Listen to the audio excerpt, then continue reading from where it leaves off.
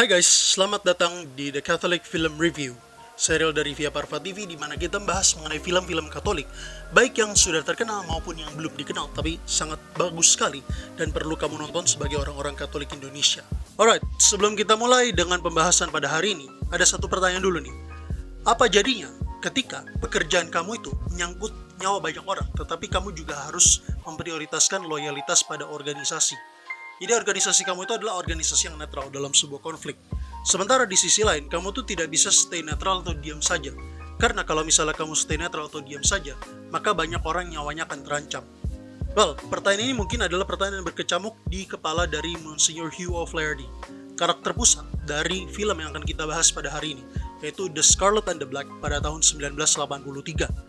Film ini tuh dibintangi sama aktor-aktor besar seperti contohnya Gregory Peck sebagai Monsignor Hugh O'Flaherty dan juga musuh utamanya yaitu Colonel Herbert Kapler yang diperankan sama Christopher Plummer yang mungkin kalian udah tahu karena dia berperan sebagai Captain Von Trapp di The Sound of Music tahun 1965. Nah, film ini tuh sebenarnya diadaptasi dari sebuah novel non-fiksi yang ditulis sama penulis J.P. Gallagher pada tahun 1967 yang berjudul The Scarlet Pimpernel of the Vatican, yang menceritakan tentang kisah asli dari Monsignor Hugh O'Flaherty, seorang Romo Monsignor dari Irlandia yang dia diangkat untuk bekerja dengan kongregasi untuk doktrin iman di Vatikan pada Perang Dunia Kedua.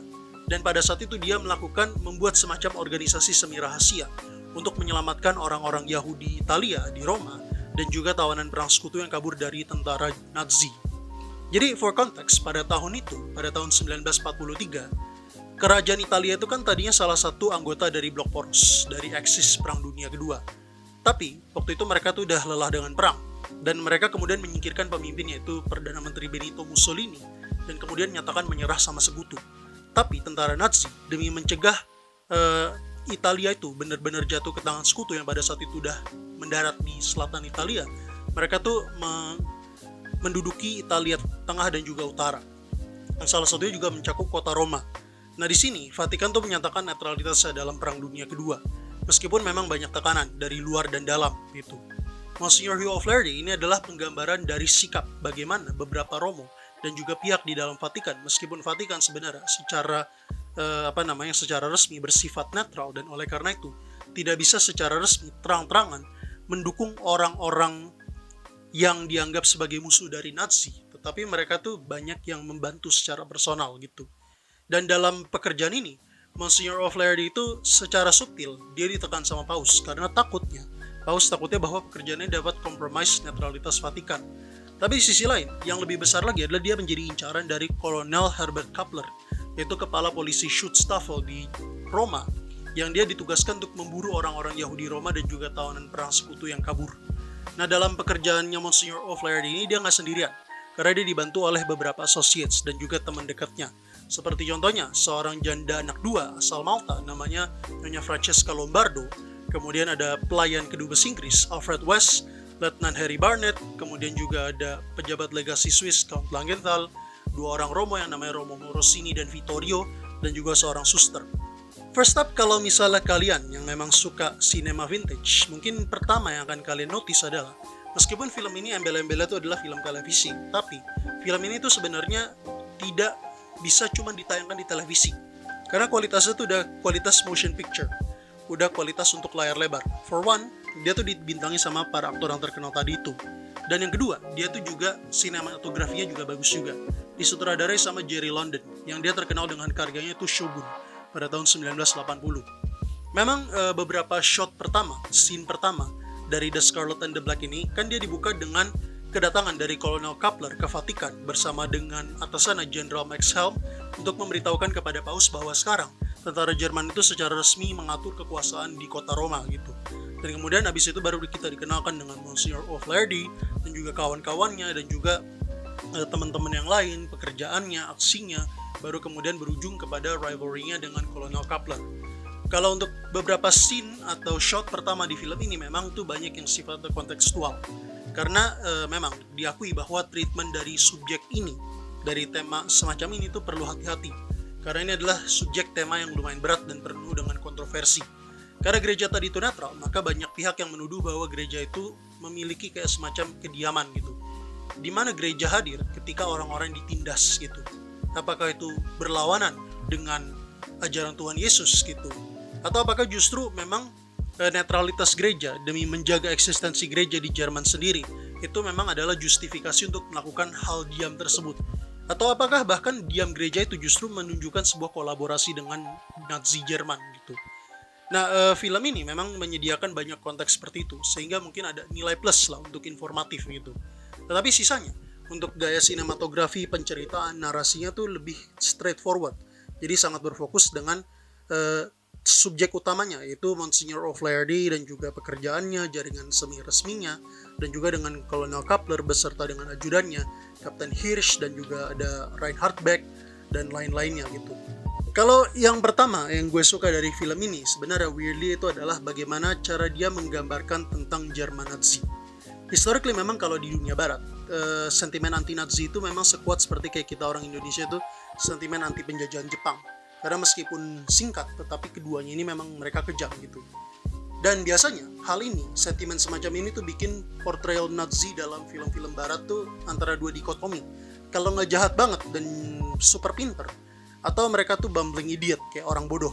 Bahkan seperti film-film bahkan sekelas kayak The Last Crusade tahun 1989. Cuma di sini Nazi itu digambarkan sebagai sebuah organisasi yang memang dia multifaset dan juga kompleks juga. Termasuk juga dengan karakterisasi dari Kolonel Herbert Kapplernya, yang dia memang juga ada beberapa scene bersama dengan keluarganya juga. So, identitas dia tuh tidak sepenuhnya diwakili atau direpresentasikan sebagai seorang Nazi throughout gitu, tetapi memang dia juga sebagai seorang manusia juga. And then kemudian di sini aktingnya Gregory Peck sebagai seorang Monsignor Hugh O'Flaherty di sini memang patut dikagumi. Dan kayak dia tuh cocok aja gitu memerankan untuk seorang Romo. Mungkin karena dia juga adalah seorang Irlandia, jadi memerankan Romo Irlandia ya natural lah ya gitu. Ini adalah kedua kalinya dia memerankan seorang Romo. Setelah sebelumnya pada tahun 1944 ketika dia berperan di film keduanya The Keys of the Kingdom, dia berperan sebagai seorang Romo misionaris ke China gitu. Nah di sini karakterisasi dari Monsignor O'Flaherty itu dia memang sebagai seorang Monsignor yang dia pinter, cerdik, humoris, terkadang serius. Tapi yang bagus juga adalah dia orangnya tuh nggak gampang bikin keputusan emosional dan tergesa. Dan di sini dia juga tuh banyak akal gitu. Bahkan kayak salah satu message yang kita dapatkan di sini itu adalah terkadang orang-orang jahat tuh memang mereka secara khusus berupaya untuk membuat sistem, membuat strategi yang kompleks rumit untuk melakukan kejahatannya. Sometimes terkadang cara kita untuk circumvent those things itu adalah dengan bikin hal-hal yang ya sebenarnya sederhana aja gitu. Bahkan dia juga Monsignor O'Flaherty ini, dia tuh adalah orang yang memang dia tuh meskipun secara subtil ditekan sama Paus, tapi dia tuh justru bisa bikin Bapak Paus mikir lagi bahwa kalau misal kita tidak melakukan upaya penyelamatan ini, apakah justru bakal kita akan melawan identitas kita sebagai orang Katolik yang ngaku-ngakunya itu percaya dan memiliki teladan yaitu seorang Yesus Kristus gitu. Di sini dia tuh punya dua sisi kepribadian yang utama, yaitu elegan, gampang berbaur, gampang bergaul, punya taste yang tinggi juga, tapi pada saat yang bersamaan dia juga bisa berempati sama orang-orang yang tertindas, dan dia rela melakukan apapun untuk merawat orang-orang, untuk care for people yang ada di bawah perawatannya itu. Termasuk ketika dia, satu scene, nyamar sebagai seorang perwira Nazi supaya dia bisa mengunjungin salah satu rekannya dalam jaringannya itu yang ditahan dan disiksa sama tentara Nazi. Nah, terus abis itu, di sini juga memang ada beberapa elemen yang agak kurang believable gitu ya. Seperti contohnya kayak boxingnya Monsignor O'Flaherty. Emang kalau di scene awal itu terkadang kelihatan kayak ini orang baru belajar tinju gitu. Padahal sebenarnya secara historis, Monsignor O'Flaherty itu adalah orang yang memang dia sangat suka dan juga ahli dengan tinju gitu. Terus juga ada relasinya dia dengan Nyonya Lombardo yang emang sedekat itu ya. agak kurang ini aja gitu ya. Tapi mungkin salah satu scene yang paling lucu dari film ini itu adalah bukan ketika Monsignor O'Flaherty dia ngejokes, tapi justru adalah ketika dia tuh menggunakan akal pintarnya dia, akal cepatnya dia untuk menyelesaikan sebuah masalah. Jadi salah satu tentara yang dia selamatin itu adalah kan namanya Lieutenant Manning, seorang tentara Amerika, yang kemudian dia pacaran sama anak cewek dari Nyonya Lombardo. Nah pas lagi perjalanan pulang dari pacarannya, mereka tuh Lieutenant Manning tuh ditangkap gitu sama tentara Nazi. Terus jadi si anak cewek ini kan ngelapor ke Monsignor O'Flaherty sama mamanya yang lagi nonton pertunjukan drama. Terus Monsignor O'Flaherty dia ngeliat juga bahwa di situ ada Kolonel Coupler dan juga istrinya lagi nonton teater. Nah pas keluar dari ruang pertunjukan, dia tuh minta tanda tangan secara secara kayak ngomong manis gitu. Oh iya saya mengagumi Anda gitu. Ya kita bisa temenan gitu. Dia minta tanda tangan dari Kolonel Coupler dan ternyata tanda tangan itu dipakai untuk memalsukan surat untuk membebaskan Letnan Manning. Jadi besok ya tiba-tiba si Reinhard Beck, ajudannya dari Kolonel Coupler itu udah bilang bahwa ini orang udah dibebasin. Terus si Kolonel kayak, hah kok bisa dibebasin? Ini suratnya ada tanda tangan bapak. Kapan gue tanda tangan? Pas dilihat, anjir lah, tanda tangan gue udah dipalsuin. Tapi sebenarnya kalau kita lihat lebih dalamnya lagi ya, di sini relasi antara Christopher Plummer sebagai Coupler dan juga Gregory Peck sebagai Monsignor O'Flaherty di sini itu dimaksudkan bukan cuma sebagai fiksionalisasi atau retelling dari kisah antara kedua figur ini, tetapi justru melainkan seperti tadi itu penggambaran relasi antara Vatikan dan Jerman Nazi, terutama pada periode menjelang akhir Perang Dunia Kedua. Pas kekuatan Nazi di Eropa itu mereka mulai berbalik arahnya dari tadinya mereka sebagai penyerang, ofensif. Sekarang mereka menjadi bertahan, defensif, dan akhirnya dikalahkan sama sekutu. Arguably mungkin salah satu scene yang paling bagus di sini itu adalah ketika Monsignor O'Flaherty dia tuh lagi main-main sama garis putih yang digambar sama Nazi di lapangan Santo Petrus. Dan terus di jendela bangunan yang langsung menghadap ke situ itu ada Coupler yang dia udah siap dengan senjatanya. Kalau Monsignor O'Flaherty dia itu berani banget untuk keluar dari garis putih itu, langsung ditembak sama dia. Tapi di sini itu si Monsignor O'Flaherty itu dia kayak diam-diam aja gitu, kayak senyum-senyum aja dia ntar mau keluar nggak jadi, mau keluar nggak jadi gitu. Dan di sini tuh scene ini sebenarnya nggak ada dialognya. Nah di sini tuh berasa gitu gregetannya antara Monsignor O'Flaherty yang iseng dan juga Coupler yang gregetan pengen segera memusnahkan halangan terbesar dalam hidupnya itu. Tapi mungkin salah satu kritikannya adalah dia dalam penggambaran narasi relasi antara mereka berdua, itu adalah showdown antara Monsignor O'Flaherty dan juga si Coupler tadi itu yang mungkin agak lambat banget di awal cerita, dan mereka tuh sebenarnya baru ketemu tuh kalau dihitung tuh pas di tengah film gitu. Dan puncaknya adalah pas Coupler tuh minta ketemu sama Monsignor O'Flaherty di Colosseum di Colosseum di tengah malam, masih dengan gaya sombongnya, tapi dia ternyata justru minta sama si Monsignor untuk bantu nyelamatin keluarganya. Dan di akhir scene itulah baru kita lihat bahwa Coupler yang mewakili Nazi yang diwakili Coupler itu sebenarnya tuh udah gak berdaya sama sekali. Even though sebenarnya mereka tuh masih de facto in control of Rome, tapi mereka tuh udah gak berdaya sama sekali gitu. Oh ya, terus juga ada beberapa karakter di sini yang sebenarnya mereka diganti dari nama aslinya. Kayak contohnya tadi itu ada General Max Helm, atasannya dari Kolonel Coupler. Itu nama aslinya itu sebenarnya adalah Karl Wolf. Terus atau Kapten Hirsch, ajudannya, yang itu nama aslinya sebenarnya adalah Erich Priebke. Nah dua orang ini tuh diganti namanya karena pas film ini dibikin mereka tuh sebenarnya masih hidup, jadi nggak bisa pakai nama aslinya. Terus juga ada Nyonya Lombardo, Francesca Lombardo tadi itu, yang nama aslinya sebenarnya adalah Cheta Chevalier.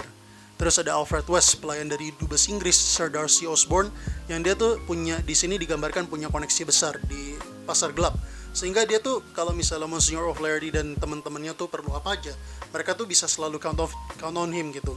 Perlu makanan, oke, bisa dapat. Perlu pakaian, bisa dapat juga. Obat-obatan, bisa dapat. Keren banget nih orang. Nama aslinya tuh sebenarnya adalah John May, dan memang dia tuh salah satu kayak calo pasar gelap terbesar di zaman Perang Dunia Kedua di Italia waktu itu. Dan juga pejabat legasi Swiss Count Langenthal. Dan nama aslinya itu sebenarnya adalah Count Demetrius Sarsfield Salazar. Dan mengacu juga sama kontroversi tentang sikap gereja pas Perang Dunia Kedua tadi itu. Di sini tuh ada karakternya Paus Pius ke-12 yang diperankan sama Sir John Gielgud, yang memang dia memiliki sifat yang ambigu tapi jelas. Maksudnya lebih kepada kayak dia tuh berhati-hati gitu. Karena dalam pikirannya dia, Bapak Paus itu emang mau nggak mau harus bikin kayak semacam skala prioritas. Mana dulu nih topik yang harus diselamatin, harus diprioritasin dalam situasi perang. Karena dalam situasi perang, emang inevitably nggak semua bisa diselamatin. Meskipun emang idealnya begitu, dan dunia tuh biasa seharusnya kayak gereja tuh kan punya Tuhan, harusnya semua bisa dilakukan dong gitu. Tapi kenyataannya nggak gitu bro. Jadi of course yang pertama tuh adalah gereja dan netralitas Vatikan. Jadi jangan sampai struktur gereja ini tuh diselundupi atau bahkan dihancurkan sama Nazi. Dan yang kedua itu adalah para Romo yang berada di bawah penggembalaannya beserta juga dengan para umatnya. Which is why seringkali dia tuh secara subtil nggak setuju sama Monsignor O'Flaherty. Kayak scene ketika dia tuh lagi menunjukkan artwork Vatikan yang ditaruh di ruang bawah tanah, dan dia tuh secara subtil bilang kayak ya ini semua harus dipertahankan gitu. Tapi Monsignor O'Flaherty bisa membalikan, ini semua penting, tapi Bapak Paus harus ingat juga bahwa orang-orang yang saya care ini itu tuh ada sekitar 4.000 orang. Terus Bapak Paus kayak, hah, banyak banget kayak gitu. Nah, mereka juga penting juga gitu. Tapi terus kemudian pas Kolonel Kappler datang ke Vatikan nuntut bahwa Monsignor O'Flaherty diserahkan kepada pihak Nazi, Bapak Paus secara tegas, terang-terangan nolak untuk menyerahkan Monsignor O'Flaherty. Overall kalau menurut gue sebenarnya film ini adalah film yang sangat bagus dan sangat recommended buat orang-orang Katolik nonton. Karena terlepas dari segala kontroversinya, dari film ini kita belajar bahwa gereja tuh oftentimes emang karena sebagai sebuah institusi manusia yang harus mengarungi dinamika politik manusia yang sedemikian rumitnya itu terkadang gak sempurna.